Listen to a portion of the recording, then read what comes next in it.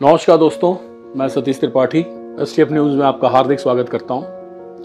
दोस्तों, आज एक न्यूज़ ऐसी आई है, मैं असल में क्या है कि गैप हो जा रहा है आपके और हमारे बीच में, कुछ गैप हो जा रहा है दिनों का, क्योंकि मैं थोड़ा सावन का जो महादेव का जो समय चल रहा है, समय इस वक्त पूरी दुनिया महादेवमय हो चुकी है।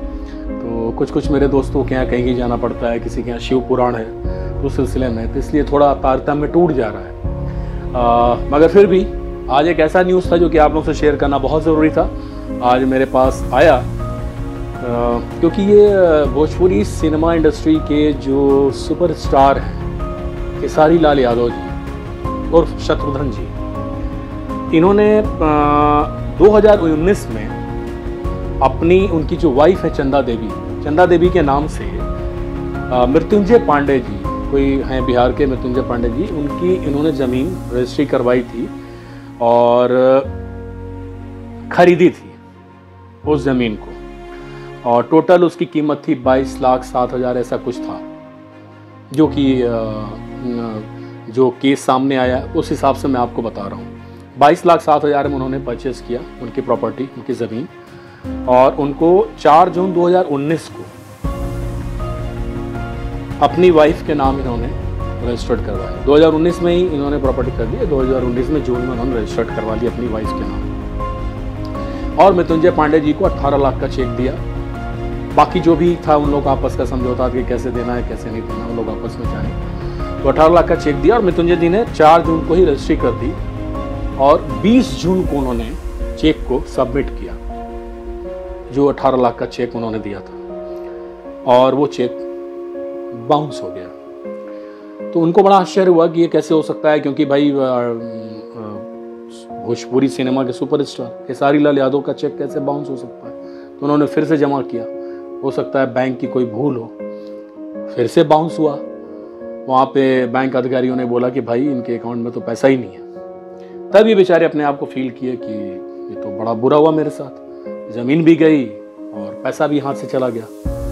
तो इन्होंने FIR रजिस्टर्ड करवाई चीटिंग की, धोखाधड़ी की खेसारी लाल जी के खिलाफ, और ये केस 2019 से चल रहा है और लगातार डेट पे डेट चलता गया। और 2023 में अंत में जो छपरा की जो कोर्ट है उसने खेसारी लाल यादव के खिलाफ, उनकी वाइफ, दोनों लोगों के खिलाफ नॉन अवेलेबल वारंट इशू कर दिया। उनको जल्द से जल्द गिरफ्तार किया गया,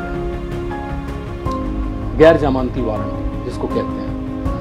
अब ये, हालांकि उन्होंने उस जमाने में जिस समय केस किया था मृत्युंजय पांडे जी ने, इन्होंने जो है एंटीसिपेटरी बेल जो होता है, जो प्राय लोगों को मिलता है, इन्होंने बेल ले लिया और बेल लेके ये बचते रहे, मतलब जेल जाने के उससे उपाय से। मुझे ये बात समझ में नहीं आई कि अगर इस बात मृत्युंजय पांडे जी की बात में सच्चाई है, जो कि भाई सच्चाई इसलिए हो सकती है क्योंकि उन्होंने चेक दिया और चेक बाउंस हुआ, इससे बड़ा तो जघन्य अपराध कुछ हो ही नहीं सकता मेरी लाइफ में, मुझे ऐसा लगता है किसी का भी। अगर वो चेक बाउंस हुआ, कम से कम अगर खेसारी लाल यादव को अपनी रेपुटेशन, अपनी इज्जत के बारे में ज़रा भी परवाह होती, ज़रा भी ख्याल होता कि भाई वो रिप्रेजेंट कर रहे हैं हिंदुस्तान को ऑल ओवर वर्ल्ड में, ऐसे आदमी को ये 18-20 लाख का चीटिंग करने की क्या ज़रूरत पड़ती है। तो ये बात तो अभी समझ से परे है मेरी भी, क्योंकि जब तक मैं इसके डीप में नहीं जाऊंगा मैं कुछ इसके बारे में बोल नहीं सकता कि सच्चाई इसमें क्या है। बट चेक बाउंस हुआ, उनके खिलाफ केस हुआ रजिस्टर्ड 2019 में, और जिसके बारे में छपरा कोर्ट ने संज्ञान लेते हुए इनके खिलाफ नॉन अवेलेबल वारंट, मतलब कि गैर जमानती जो वारंट है इनके खिलाफ जारी कर दिया।